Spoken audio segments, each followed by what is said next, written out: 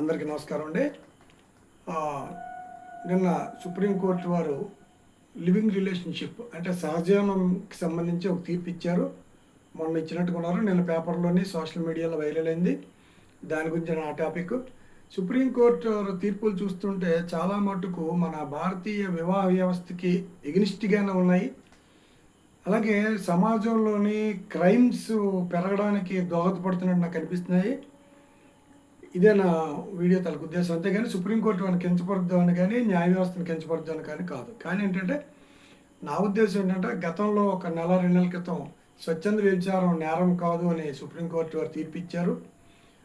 అలాగే నిన్న అంటే మొన్న ఈ సహజీవనం చేస్తున్న వాళ్ళు ఆడావిడికి మన మన మన మ్యారేజ్కి సంబంధించి భార్యకి మ్యారేజ్ చేసుకున్న భార్యాభర్తల్లో భార్యకి ఎలాంటి హక్కులు ఉంటాయో క్రిమినల్ సైడ్ అంటే ఆవిడ ఏమైనా హింసిస్తే ఈ 498A సెక్షన్ అప్లికబుల్ అవుతుందని సుప్రీంకోర్టు వారు తీర్పు ఇచ్చారు. దాని గురించే నా విషయం.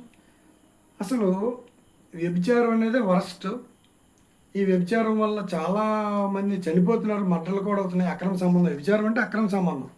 మరి వ్యభిచారం స్వచ్ఛంద వ్యభిచారం నేరం కాదని సుప్రీంకోర్టు వారు ఎలా చెప్తారండి? అలాగే సహజీవనం అంటే ఏంటంటే పెళ్లి కాని ఒక ఆడ మగ కలిపి లివింగ్ రిలేషన్షిప్. ఇది ఎక్కడ ఒక వారడో మనకు తెలియదు, ఫారిన్ నుంచి వచ్చినట్టుగా ఉంది. ఈ వరడు కూడా చాలా వరస్ట్ అను. ఈ లివింగ్ రిలేషన్షిప్ అనే పదం మనకు ఎన్నిసార్లు వింటుంటే మన ఇండియన్ కల్చర్లో ఈ మ్యారేజ్ తాలూకా సాక్రెడ్నెస్ అంటే పవిత్రత దెబ్బతింటుంది. అసలు మ్యారేజ్ ఈ మ్యారేజ్కి సంబంధించి భార్యాభర్తలకు సంబంధించి అనేక చట్టాలు ఉన్నాయి. మ్యారేజ్లు ఏవైతే చెల్లుతాయి ఏవైతే చెల్లవన్నో కూడా ఉన్నాయి. అలాగే మ్యారేజ్ కానీ ఆడ మగ కలిసి కాపురం ఉండడానికి లేదని మన చట్టాలు చెప్తున్నాయి. ఈ చట్టాలని పార్లమెంట్ చేసినవి. అయితే మన కల్చర్ మిగతా ఫారిన్ కల్చర్స్కి చాలా తేడా ఉంది. ఇక్కడ ఏంటంటే ఈ లివింగ్ రిలేషన్షిప్ అనే పదం ఇప్పుడు ఫ్యాషన్ అయిపోయింది. ఇప్పుడు కోర్టు వారు కూడా పేపర్లు చదువుతుంటే కోర్టు వారు కూడా అంగీకరిస్తున్నట్టుకున్నారు దీనికి. సిటీల్లో చాలా లివింగ్ రిలేషన్షిప్ ఉంటుంది సిటీల్లో అంటూ ఈ లివింగ్ రిలేషన్షిప్లో ఉన్న ఆడావిడిని కానీ వాడు హింసిస్తే ఇంచుమించు భార్యాభర్తల్లో భార్యని అంటే పెళ్ళైన తర్వాత భార్యాభర్తల్లో భార్యని భర్త హింసిస్తే ఏ చట్టం వర్తిస్తుందో క్రిమినల్ సైడు, అలాగే అదే చట్టం ఆ భర్త మీద అంటే ఇప్పుడు లివింగ్ రిలేషన్షిప్లో మగతల మీద వర్తిస్తుందని తీర్పు ఇచ్చింది. ఇది చాలా తీర్పు ఎలాగిచ్చింది అన్నది నిజంగా సుప్రీంకోర్టు వారు చాలా పేజీలు ఉంటాయి మనకు తెలియదు. కానీ సోషల్ మీడియాలో వైరల్ అవుతుంది, పేపర్లో వస్తుంది, అన్నింటిలో కూడా చూస్తుంటే లివింగ్ రిలేషన్షిప్లో ఉన్న ఆవిడకి 498A సెక్షన్లో ఉన్నవన్నీ కూడా అప్లికబుల్ అవుతాయి అని అన్నారు. మరి దీని మీద నా చర్చ అంటే ఇప్పటి వరకు లివింగ్ రిలేషన్షిప్ మీద ఒక క్లారిటీ లేదు. ఎందుకంటే ఎక్కడ చట్టంలో కూడా లివింగ్ రిలేషన్షిప్ ఉండొచ్చు, అది చట్ట వ్యతిరేకం కాదు.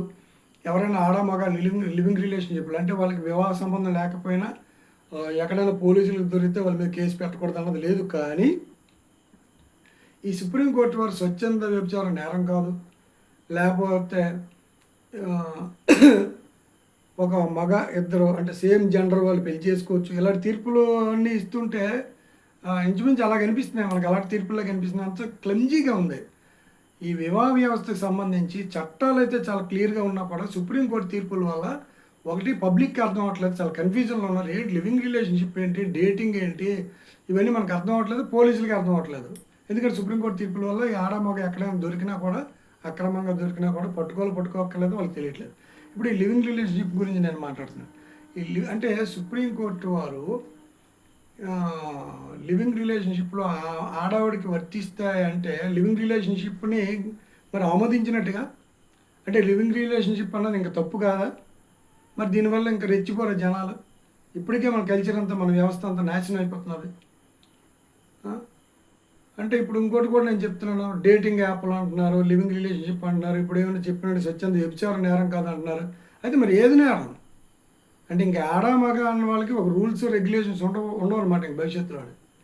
అలాగే నేను మన సెంట్రల్ గవర్నమెంట్ వాళ్ళని కూడా కోరుతున్నాను ఏంటంటే న్యాయ వ్యవస్థ ప్రతి విషయంలో దూరిపోయి ప్రతి విషయంలో వేలు పెడుతుంటే మరి మీరు ఏం చేస్తున్నారు సెంట్రల్ గవర్నమెంట్? ఇప్పుడు మన ఈ ప్రభుత్వం కానీ గతంలో కానీ ప్రతిదీ సుప్రీంకోర్టు. ఇప్పుడు సుప్రీంకోర్టు వరకు అంటే ఇప్పుడు ఒక లివింగ్ రిలేషన్షిప్ అంటే అక్రమ సంబంధం, అక్రమ సంబంధంలో ఉన్న వ్యక్తి ఒక ఆడవాడిని హింసించారు. మరి ఆవిడ కోర్టుకు వెళ్తేనే కదా కోర్టు వరుస తీర్పిస్తారు. కోర్టు వరుస స్వచ్ఛందంగా ఎలాంటి విషయాలు దూరరు కదా. సో సుప్రీంకోర్టుకి వెళ్ళిందంటే కింద కోర్టులో చాలా స్టేజ్లు దాటి వెళ్ళి ఉంటుంది కదా. నేనేమనుకుంటున్నానంటే ఇలాగ భారతీయ వివాహ వ్యవస్థకి, అంటే ఇందులో అన్ని మతాలను, హిందూ, క్రిస్టియన్, ముస్లిం, అన్ని మతాలు కూడా చట్ట ప్రకారం పెళ్లి చేసుకున్న వాళ్ళు చాలా చక్కగానే ఉన్నారు. అన్ని మతాల వాళ్ళు. ఇప్పుడు నేను హిందూ మ్యారేజ్ గురించి చెప్పట్లేదు, అన్ని మ్యారేజ్ గురించి చెప్తున్నాను. చక్కగా ఉన్నారు. మరి ఇప్పుడు సుప్రీంకోర్టు వరకు వచ్చిన ప్రాబ్లం ఏంటి అసలు? ఇంకోటి, ఈ లివింగ్ రిలేషన్షిప్ అన్న కేసు, లివింగ్ రిలేషన్షిప్ అన్నదే వరస్ట్. సాధారణంగా ఇందులో ఉన్న వాళ్ళు బయటపడరు, బయటకు చెప్పుకోరు. అలాంటి వాళ్ళు అందులో ఒక ఆడవాడు కోర్టుకు వెళ్తేనే కదా అలాంటి తీర్పు ఇచ్చింది. కింద కోర్టులన్నీ దాటుకొని వెళ్ళాలి కదా. సుప్రీంకోర్టు డైరెక్ట్గా వేసారు కదా అక్కడ. డైరెక్ట్గా ఎవరో ఒక ఆవిడ వేసి, అయ్యా సుప్రీంకోర్టు వారు, మేమిద్దరు లివింగ్ రిలేషన్షిప్లో ఉన్నాం, నన్ను ఒక నిరసిస్తున్నాడు కాబట్టి అతన్ని 498Aలో మహిళకి ఏ హక్కులు వస్తాయి, నాకు హక్కులు వస్తాయి కాబట్టి నాకు ఫరగా తీర్పు ఇవ్వండి అని డైరెక్ట్గా ఎవరు వెళ్ళిపోలేరు కదా. అంటే కింద కోర్టులు అనేక కోర్టులకి వెళ్ళి అక్కడ సుప్రీంకోర్టుకి వెళ్తుంది సహజంగా. మరి లివింగ్ రిలేషన్షిప్లో ఉన్న వాళ్ళు ఎవరికి అంత అవసరం? సుప్రీంకోర్టు వరకు అవసరం నిజంగా అనకూడదు. కానీ ఎన్నో కేసులు, ఒక 1000 కేసుల్లో కింద కోర్టులో తీర్పిస్తే 1000 కేసుల్లో ఒక కేసే సుప్రీంకోర్టుకి వెళ్తుంది, సాధారణమైన కేసులు. అంటే సుప్రీంకోర్టుకి వెళ్ళడానికి ఎవరు సాహసించరు. సుప్రీంకోర్టుకి వెళ్ళడం అనేది చాలా ఖర్చుతో కూడిన పని. అలాగే సుప్రీంకోర్టు వారు కూడా అన్ని కేసులు తీసుకోరు. మరి ఇలాంటి చట్టానికి వ్యతిరేకంగా ఉన్న పదం లివింగ్ రిలేషన్షిప్ అన్నది against act, Indian act and against Indian culture. మరి ఇలాంటి విషయాన్ని సుప్రీంకోర్టు వారు ఎలా తీసేసుకున్నారో నాకైతే అర్థం అవ్వట్లేదు. కాబట్టి నేను ఇంకోటి కూడా గతంలో కూడా చెప్పాను. ఇప్పుడు ఇలా సుప్రీంకోర్టు ఇప్పుడు మరి ఇంక చెప్తున్నాను, ఒక పొలిటికల్ లీడరు అనవసరంగా పాపం ఇద్దరు అక్రమ సంబంధంలో ఉన్నారు, అందరికీ తెలుసు. వాళ్ళు సోషల్ మీడియాలో ఇంటర్వ్యూలు కూడా జరిగిపోతున్నాయి. అతను ఏమంటారంటే, నేను చేస్తున్న తప్పే, మా ఆవిడకి వీడియోకి లేవకుండా ఇంకొక ఆవిడతో నేను ఉండడం, ఆవిడ వాళ్ళ ఆయనకి వీడియోకి లేకపోవడం, ఇవన్నీ తప్పే. కానీ సుప్రీంకోర్టు తీర్పు ప్రకారం తప్పు కదండి అతను ఓపెన్గా చెప్తున్నాడు. కాబట్టి ఈ సుప్రీంకోర్టు తీర్పు భారతీయ సంస్కృతిని, తీర్పులు భారతీయ సంస్కృతికి తూట్లు పొడుతున్న సందేహం లేదు. అయితే సుప్రీంకోర్టు వారికి ఇవన్నీ తెలియవా అంటే మనకేం అర్థం అవ్వట్లేదు. అసలు ఏంటి, ఎందుకు ఇలాగ ఇస్తున్నారు? ఇంకోటి కూడా ఇది చాలా ఇంపార్టెంట్ పాయింట్, అందరూ కూడా చూడండి. వీలైతే సెంట్రల్ గవర్నమెంట్ మోడీ గారు మీలేట్ వాళ్ళు కూడా వాళ్ళకి పంపించండి, ట్రాన్స్లేట్ చేయండి. నాకేమనిపిస్తున్నదంటే భారతీయ వివాహ వ్యవస్థని రూపుమాపడానికి, భారతీయ వివాహ వ్యవస్థకి తూట్లు పొడవడానికి ఏదైనా హిడెన్ ఎజెండా పెట్టుకొని ఎవరైనా ఇలాంటి సుప్రీంకోర్టులో కేసులు ఇస్తున్నారా? ఇక్కడ నేను సుప్రీంకోర్టు తీర్పులు ఇచ్చిన సుప్రీంకోర్టు జడ్జిలను అంటలేదు. వాళ్ళు ఎవరితోటో ఈ ఎగ్నిస్ట్ ఇండియన్ కల్చర్కి ఇండియన్ కల్చర్కి ఎగ్నిస్ట్గా ఉండే వాళ్ళు ఎవరైనా ఒక సంఘం లాంటి వాళ్ళకి ఎవరికైనా సుప్రీంకోర్టు వారు దోహదపడుతున్నారని నేను అంటలేదు. ఎందుకంటే అంత దిగజారిపోరు సుప్రీంకోర్టు న్యాయమూర్తులు, దైవ స్వరూపులు. కానీ ఇలాంటి కేసులు వేయడానికి మాత్రం సెంట్రల్ గవర్నమెంట్, నేను మోడీ గారిని కోరుతున్నాను, దయచేసి మీరు ఒక్కసారి ఎంక్వైరీ చేయండి ఈ కేసులు ఎవరు వేస్తున్నారు అనేసి. అసలు ఇలాంటి కేసులు వేయవలసిన అవసరం ఎవరికి ఉంది? ఇప్పుడు వ్యభిచారం, స్వచ్ఛంద వ్యభిచారం నేరం కాదని సుప్రీంకోర్టు తీర్పు ఇచ్చిందంటే ఎవరొకరు కోరే ఉంటారు కదా, స్వచ్ఛంద వ్యభిచారం నేరం కాదని తీర్పిండి అని ఈ కేసు. అలాగే ఈ ఇల్లీగల్ సెక్సువల్ రిలేషన్షిప్ సంబంధించి సుప్రీంకోర్టు వారు అనేక తీర్పులు ఇస్తున్నారు. ఈ కేసులని నిజంగా ఇండివిజువల్స్ ఎవరైనా వేస్తున్నారా, లేకపోతే దీంట్లో హిడెన్ ఎజెండా ఎవరైనా ఉండి భారతీయ సంస్కృతిని సాంప్రదాయాన్ని దెబ్బ కొట్టడానికి ఎవరైనా ముఠాలుగా తయారై సుప్రీంకోర్టులో కేసులు ఇస్తున్నారా?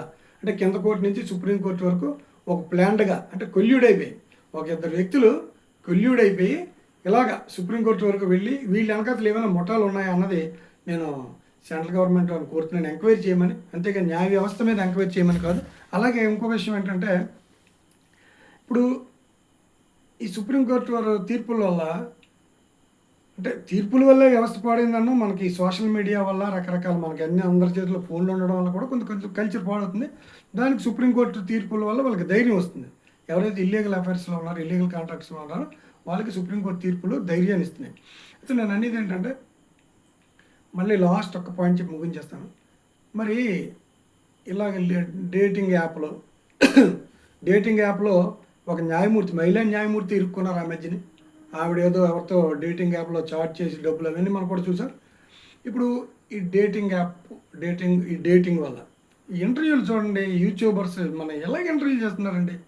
కొంతమందిని, మీరు లివింగ్ రిలేషన్షిప్లో ఉన్నారంటే ఉన్నామండి, గతంలో కొంతమందితో ఉన్నాను, నలుగురిని వదిలేశాను, ఇప్పుడు ఐదో వాళ్ళతో ఉంటున్నాను, ఆ నలుగురితో కూడా నేను ఫ్రెండ్షిప్ చేస్తున్నాను. ఒక ఆవిడ ఈ మధ్యన చెప్పింది, 5గురితో లివింగ్ రిలేషన్షిప్లో ఉన్నాను. డేటింగ్ యాప్ల గురించి కూడా చెప్పేస్తున్నారు. వాళ్ళు చెప్పడం వదిలేండి, ఇంటర్వ్యూలు ఎలా చేస్తున్నారండి. సోషల్ మీడియా అనేది సొసైటీకి ఉపయోగపడాలి, మన కల్చర్ని మనం కాపాడుకోవాలి. సో యూట్యూబర్ అందరినీ కూడా నేను కోరేది ఏంటంటే, దయచేసి లివింగ్ రిలేషన్షిప్లో ఉన్న, డేటింగ్లో ఉన్న ఇలాంటి వాళ్ళని ఎవరిని మీరు ఎంకరేజ్ చేసి మీరు వాళ్ళ ఇంటర్వ్యూ తీసుకోకండి. దానివల్ల కూడా సమాజంలో చాలా చెడు ప్రభావం చూపిస్తుంది సమాజానికి. అలాగే సుప్రీంకోర్టు తీర్పులు కూడా ఇలా చెప్పుంటే వస్తున్నాయండి. నిజంగా సుప్రీంకోర్టు వారు ఎలా చెప్పారనేది నాకైతే కరెక్ట్ తెలియదు, అని జడ్జిమెంట్ చేయాలి. కానీ సుప్రీంకోర్టు వారు ఎందుకు ఇలాగా మన హిందూ ఇండియన్ మ్యారేజ్ సిస్టమ్ని ఇలా తూట్లు పొడుస్తున్నారు. మరి నేను ఇంకోటి చెప్తాను, ఎవరో తెలియక పాపం ఒక లేడీని ఒక అబ్బాయి కానీ, ఒక అబ్బాయిని ఒక అమ్మాయి కానీ మ్యారేజ్ చేసుకుని గతంలో వాళ్ళు ఎవరితో లివింగ్ రిలేషన్షిప్లో కానీ డేటింగ్లో కానీ ఉన్నారని తెలియకపోతే వాళ్ళు ఎంత మోసపోతారని. కాబట్టి ఎప్పుడైతే సుప్రీంకోర్టు వారు లివింగ్ రిలేషన్షిప్లో ఉన్న మహిళకి చాలా హక్కులు వర్తిస్తాయని చెప్పారో, లివింగ్ రిలేషన్షిప్ అన్నది అఫీషియల్ అయిపోతుంది. సో అఫీషియల్ అయిపోయినప్పుడు నేను కోరేది ఏంటంటే, కేంద్రాన్ని అసలు లివింగ్ రిలేషన్షిప్ ప్రత్యేకించి చట్టాలు తీసుకురండి. అంటే న్యాయ వ్యవస్థ కూడా ఇందులోకి, ఈ వివాహ సంబంధాలకు సంబంధించి, ఈ ఎఫ్ఐఆర్కి సంబంధించి న్యాయ వ్యవస్థకి తీర్పు చెప్పే అధికారం లేదు, న్యాయ వ్యవస్థ ఈ కేసులు ఎంటర్టైన్ చేసే అధికారం లేదనేసి స్పెసిఫిక్గా స్పెషల్గా ఒక యాక్ట్ మీరు తయారు చేయవలసిన అవసరం ఏర్పడింది కేంద్రాన్ని కోరుతున్నాను. మరి ఇప్పుడు ముందుగా చెప్పినట్టుగా ఈ లివింగ్ రిలేషన్షిప్లు కానీ డేటింగ్లు కానీ ఉన్న వ్యక్తులు కానీ ఇంకొక వ్యక్తి తెలియక పెళ్లి చేసుకుంటే అతను జీవితం ఎంత నాశనం అయిపోయినట్టుగా. కాబట్టి నేను సెంట్రల్ గవర్నమెంట్ అని కోరుతున్నాను, ఇదేదో తప్పినట్టుగా లేదు. మనకి లివింగ్ రిలేషన్షిప్, ఈ డేటింగు, ఈ స్వచ్ఛంద వ్యభిచారం ఇవన్నీ తప్పినట్టుగా లేవు సుప్రీంకోర్టు తీర్పు. కాబట్టి నేను ఏమంటానంటే, సో ఓకే, ఇప్పుడు పోలీసులు కూడా ఎవరిని పట్టుకోలేకపోతున్నారు. ఎందుకంటే సుప్రీంకోర్టు చెప్పింది స్వచ్ఛంద వ్యభిచారం ఉండొచ్చు, లేకపోతే లివింగ్ రిలేషన్షిప్లో మా ఆడావిడ కొన్ని హక్కులు ఇచ్చింది కాబట్టి లివింగ్ రిలేషన్షిప్ ఉండొచ్చు. ఇవన్నీ మీరు పోలీసులు మా మీద కేసు పెట్టడానికి లేదని వాళ్ళు పోలీసులు రైడ్ చేస్తే వాళ్ళు వాదించడానికి అవకాశం ఉంది. కాబట్టి నేను ఇంతకుముందు కూడా కోరాను, సెంట్రల్ గవర్నమెంట్ నేను కోరుతున్నట్టే, దయచేసి మీరు డేటా కలెక్ట్ చేయండి. లివింగ్ రిలేషన్షిప్లో ఎవరెవరు ఉన్నారు, ఈ వ్యభిచారులు ఎవరెవరు ఉన్నారో వాళ్ళ దగ్గర డేటా తీసుకొని దానికి ఆధార్ కార్డు అనుసంధానం చేయండి. ఆధార్ కార్డు రేపు ఎవడైనా ఒక అమ్మాయిని కానీ ఒక అబ్బాయిని కానీ ఎవరైనా భవిష్యత్తులో పెళ్లి చేసుకోవాల్సి వచ్చినప్పుడు చూసుకుంటారు ఆ యాప్లో. మరి అంటే వాళ్ళ ఆధార్ కార్డు లింక్ని చూసుకుంటారు. ఓకే, వీళ్ళకి ఎలాంటి బ్యాక్గ్రౌండ్ ఏం లేదు, వీళ్ళు ఎప్పుడు లివింగ్ రిలేషన్షిప్ ఎవరితో లేరు, వ్యభిచారం ఎవరితో లేరు అనేసి వాళ్ళు పెళ్లి చేసుకోవడానికి అవకాశం ఉంటుంది. లేకపోతే ఏమవుతుందంటే ఇంకా రాను లివింగ్ రిలేషన్షిప్, వ్యభిచారం ఇవన్నీ ఎక్కువైపోతుంటాయి. ఎవరు లివింగ్ రిలేషన్షిప్లో ఉన్నారు, ఎవరు వ్యభిచారులు ఉన్నదండి. కాబట్టి నూతన దంపతులకు తెలియదు. కాబట్టి నేను అనేది ఏంటంటే, సుప్రీంకోర్టు వారిని నేను మరి కోరే హక్కు నాకు లేదు. కేంద్రం మాత్రం ఇవన్నీ రివ్యూ చేయాలి. ఇంతకుముందు సుప్రీంకోర్టు వాళ్ళు ఏమేమి తీర్పులు ఇస్తున్నారు ఈ ఒక ఆడ ఒక మగకి సంబంధించి. అలాగే మగవాడు ముద్దు పేర్చుకుంటే పర్లేదు, మగవాడు పెళ్లి చేసుకోవచ్చు, సేమ్ జెండర్స్ పెళ్లి చేసుకోవచ్చు. ఈ తీర్పులన్నీ కూడా ఇండియన్ కల్చర్కి ఎగ్నిస్టాను. కాబట్టి నేను చాలా బాధతోటి సుప్రీంకోర్టు వారు తీర్పుని నేను విమర్శించు కాదు, కానీ నిజంగా సుప్రీంకోర్టు వారు అలాగే తీర్పు ఇచ్చి ఉంటే అది చాలా తప్పుడుగా నేను భావిస్తున్నాను. మరి కేంద్రం కూడా గట్టి చర్యలు తీసుకోవాలి. గట్టిగా చర్యలు అంటే నాట్ ఎగ్నిస్ట్ జ్యుడిషియరీ. కొన్ని అంటే ఇండియన్ కల్చర్కి సంబంధించి, కల్చర్కి ప్రతిదీ కోర్టుకి వెళ్ళిపోవడం ఎలాగంటే, కల్చర్కి సంబంధించి మన ఇండియన్ మ్యారేజ్ సిస్టమ్కి సంబంధించి చాలా యాక్ట్లు అన్ని స్పెషల్గా ఉన్నాయి కదా. పార్లమెంట్ అంటే ఏంటి, పార్లమెంట్ అంటే government, parliament is empowered to do acts.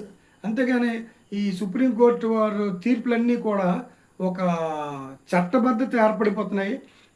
అంటే సుప్రీంకోర్టు వారు తీర్పులు ఈక్వల్ టు శాసనం కదా.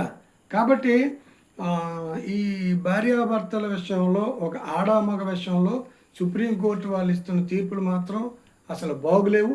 అవి పబ్లిక్లో వైరల్ అయిపోతున్నాయి, పబ్లిక్లో డిస్కస్ అయిపోయింది. నిన్న సోషల్ మీడియా చూస్తే అంతా లివింగ్ రిలేషన్షిప్ గురించే. అంటే ఇది ఆనందపడిన వాళ్ళు లేకపోలేదు.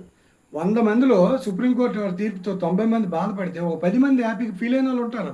ఈ అక్రమ సంబంధం అంటే మోజుపడే వాళ్ళు కానీ అక్రమ సంబంధాల్లో ఉన్నవాళ్ళు కాబట్టి నాకు ఇంకా సెంట్రల్ గవర్నమెంట్ వారు ఈ లివింగ్ రిలేషన్షిప్, డేటింగు, వ్యభిచారం మీద కఠినమైన చట్టం తేవాలని నేను మోడీ గారిని, రాష్ట్రపతి గారిని కోరుతున్నాను. నమస్కారం.